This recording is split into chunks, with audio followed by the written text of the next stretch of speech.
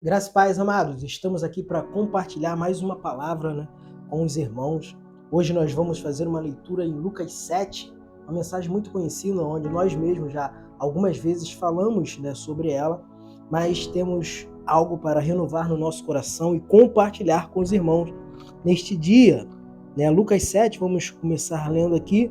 O texto diz: Ali estava doente, quase à morte, o servo de um centurião, a quem seu senhor estimava muito. Ele ouviu falar de Jesus e enviou-lhe alguns líderes religiosos dos judeus, pedindo-lhe que fosse curar o seu servo. Chegando-se a Jesus, aplicaram-lhe com insistência: Este homem merece que lhe faça isso, porque ama a nossa nação e construiu a nossa sinagoga. Jesus foi com eles. Já estava perto da casa quando o centurião mandou amigos dizerem a Jesus: Senhor, não te incomodes, pois não mereço receber-te debaixo do meu teto. Por isso nem me considerei digno de ir a teu encontro. Mas dize uma palavra, e meu servo será curado. Pois eu também sou homem sujeito à autoridade, e com soldados sob o meu comando. Digo a um, vá, e ele vai, e a outro, vem, e ele vem. Digo a meu servo, faça isto, e ele faz. Ao ouvir isso, Jesus admirou-se dele, e voltando-se para a multidão que o seguia, disse: Eu lhes digo que nem em Israel encontrei tamanha fé. Então os homens que haviam sido enviados voltaram para casa e encontraram o servo restabelecido.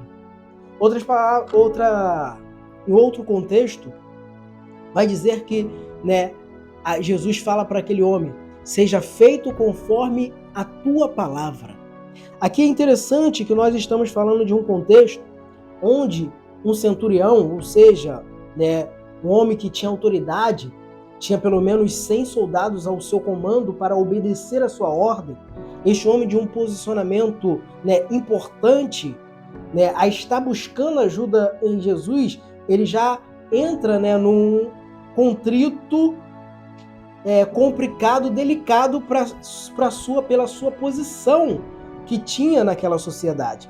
E o interessante é que ele não era um israelita, mas ele era um centurião, ele era um romano.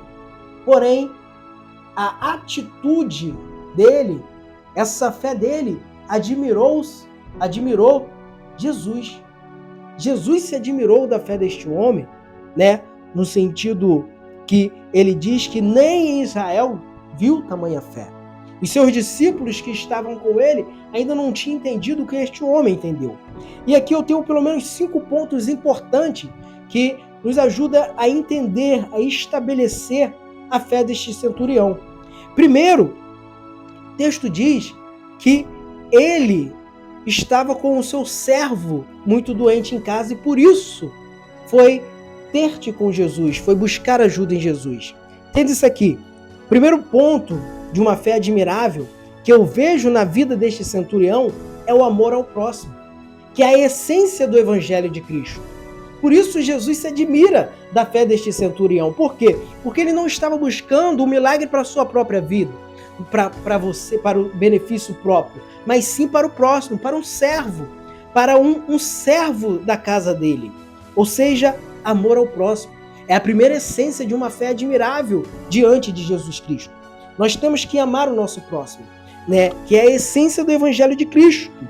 Amar a Deus acima de tudo e ao seu próximo como a si mesmo. E este homem ele demonstra isso, que ele está colocando a sua posição em jogo para buscar um milagre, uma ajuda para o teu próximo.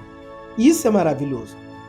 Segundo ponto, diz que ouviu falar que Jesus estava por ali e fez que a causa dele chegasse até Jesus. Isso aqui me dá um grande ensinamento, que uma fé admirável é aquela fé que busca, em primeiro lugar, Jesus Cristo. Aquele que verdadeiramente pode resolver os nossos problemas. Muitas das vezes nós tentamos resolver do nosso jeito, tentamos buscar ajuda em pessoas que não podem fazer nada por nós e deixamos por último, quando buscamos, deixamos por último buscar a Deus, buscar ajuda em Jesus, quando tem que ser a nossa primeira opção. Jesus ele pode usar pessoas para nos ajudar? Sim, mas a nossa primeira opção de buscar ajuda tem que ser em Jesus. Nós acreditamos que a presença dele está diante de nós. Então nós podemos buscar ajuda nele. E esse centurião entendeu isso. E soube que Jesus estava ali e fez a sua causa chegar até Jesus. Aquele que verdadeiramente podia julgar ao seu favor e mudar a trajetória daquilo que ele estava vivendo. Então, primeiro ponto, amor ao próximo. Segundo ponto, buscar ajuda na pessoa certa, em Jesus Cristo, que realmente pode mudar a minha e a tua história. Amém? Então, aqui o terceiro ponto.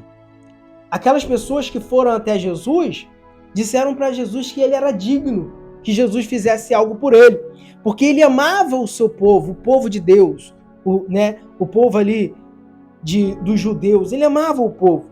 E ele mesmo construiu a sinagoga. Ou seja, o terceiro ponto de uma fé admirável é amar a obra de Deus. É se doar, investir para que o reino de Deus seja mais anunciado, alcance mais pessoas, para que mais pessoas possam ser beneficiadas com o amor de Deus, com a palavra de Deus, com o evangelho de Jesus Cristo.